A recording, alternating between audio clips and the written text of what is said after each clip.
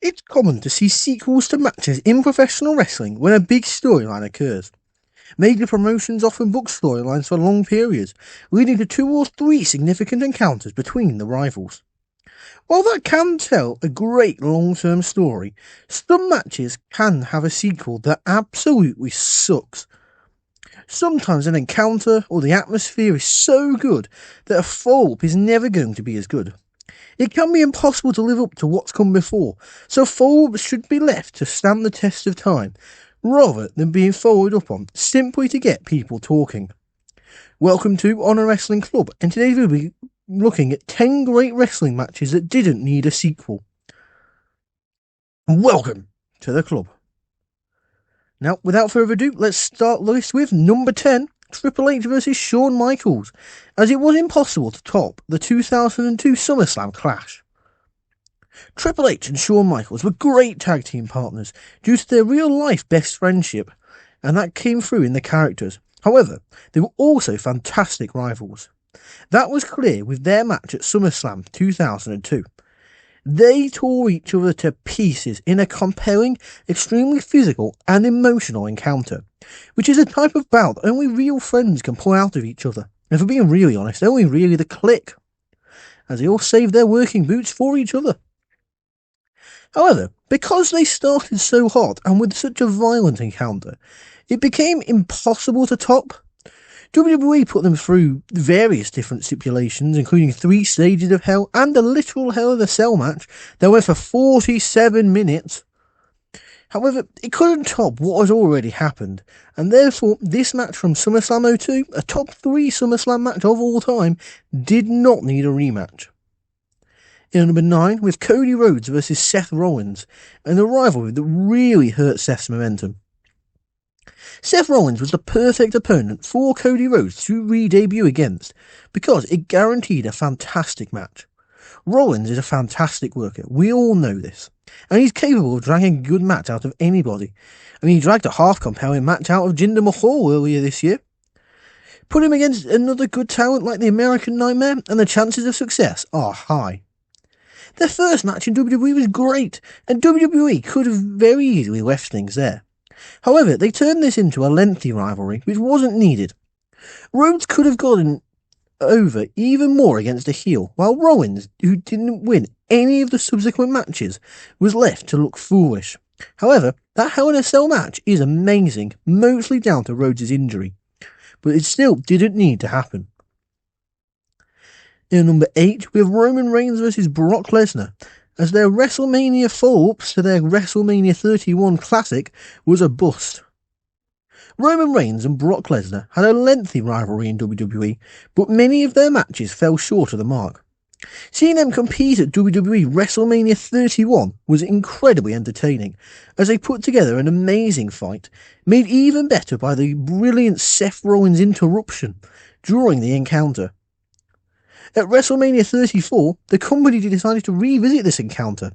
Unfortunately, this match was disjointed as the two men didn't showcase any real chemistry, and the fans were sick of Lesnar's Suplex City spamming nonsense, and really didn't care about Roman, so they didn't have a dog in the fight to support, and they'd just seen about 6 hours of wrestling, which is too much wrestling for one sitting. And that is a damn shame, as the two men are great workers. In number 7, we have Hulk Hogan versus Andre the Giant in a very overbooked sequel.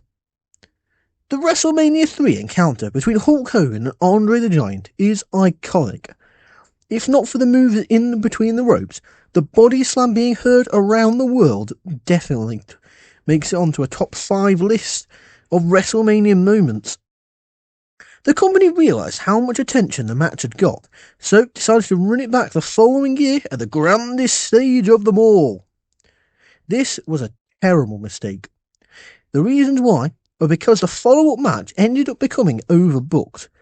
It wasn't an entertaining encounter to start with, nor was it historic like the first, which is a shame as it left people disappointed, and it was done entirely to eliminate both favourites from the WWE Championship tournament, in possibly the most unimaginative way possible. In number 6, we have The Rock versus John Cena in the infamous Twice in a Lifetime. The original match between The Rock and John Cena wasn't an in-ring classic by any means, but the atmosphere and the circumstances surrounding it made the encounter special and helped WrestleMania 28 become the most bought WWE pay-per-view of all time. It was a dream match that people never expected to see, and the fact that WWE billed it as once in a lifetime added to the drama. The encounter was perfectly fine, a very serviceable match, and thoroughly entertaining, as seeing two stars collide did entertain all those in Miami, and many around the world. But then the next year, WWE decided to run the same match back, which was entirely the wrong call. For several reasons, one being namely the rise of CM Punk, who'd earned the WrestleMania main event. And then also, the finish of this match felt incredibly apparent, as it was obvious John was going to get his win back, especially when you added in the WWE Championship. The unique atmosphere was gone, with the sequel standing to hurt the original. And also, Dwayne's pelvis as it completely tore off his abdomen. That's God telling you he hates you creative there. In number 6, we have Kevin Owens versus John Cena, in a situation when WWE could have put Kevin Owens over huge. Kevin Owens' defeat of John Cena in his main roster debut was a huge moment for him, instantly establishing him as someone to take seriously. This could easily have been a one-off match that would have let Owens be a huge star as he went on to take himself to a new level. However, WWE decided to not just do the one, but 2 rematches between them. This was the wrong call, as Cena won both of them, obviously. And while KO still looked incredible in these matches, as he's KO and he is incredible, it really didn't help Owens cement himself on the main roster. In number 5, with AJ Styles versus Shinsuke Nakamura, as they were never going to be able to top their New Japan original.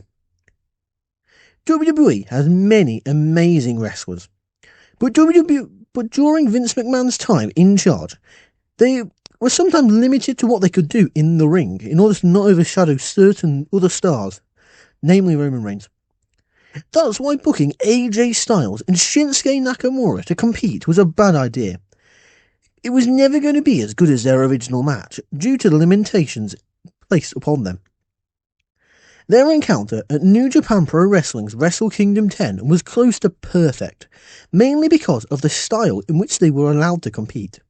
However, they weren't capable of doing this in a WWE ring, which was a damn shame as the audience had built up high expectations and WWE have even fanned those flames in the build-up to the match.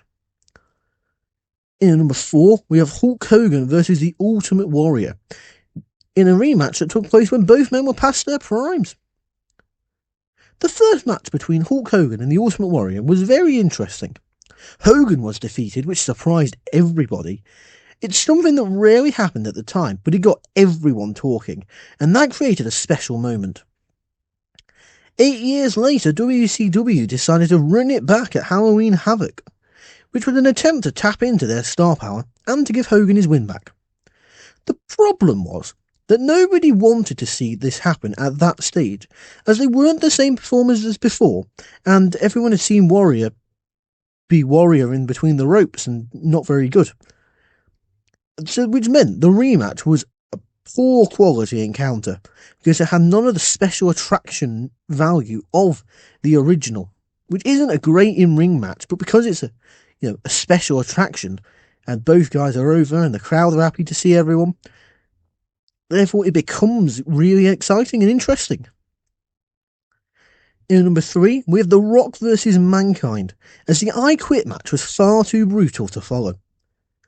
The I Quit match between The Rock and Mankind was one of the most brutal matches in wrestling history, and it should have been left alone, as it would have been more shocking. WWE attempted to follow it up with something unique as they competed at halftime heat. This was an empty arena match, which did make it unique, but it wasn't the right way to follow up on their previous encounter. It's an example of trying things out and failing, with this not being the right call by WWE. And in number 1, we have The Rock versus Hulk Hogan, as the original was perfect. The Rock competing against Hulk Hogan at WrestleMania 18 is one of the greatest wrestling matches of all times. While that wasn't from an in-ring perspective, the atmosphere was incredible and very unique, and it could never be replicated, as that Toronto crowd was special and a real lightning in a bottle moment. But you should know by now, that did not stop WWE from attempting to recreate it. They had a rematch, and while both men worked hard during the match, it didn't come across in the way that the company had hoped.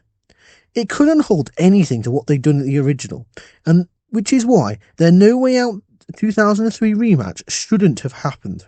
Ever. However, there you have it. There's our list. So what do you think? What do you think is the most unnecessary sequel since Grease 2?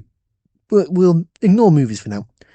Okay, we'll focus on wrestling. What is the most unnecessary sequel in wrestling history? Be sure to let me know in the comments down below.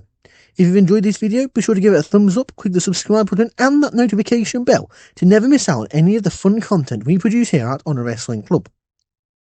Be sure to check out our other videos. Go on, I know you'll love them. And share them around with your friends as well. Bring them into the community here and welcome them to the club. That's all for now though, so I'd like to thank you for watching and welcome you to the club. See ya!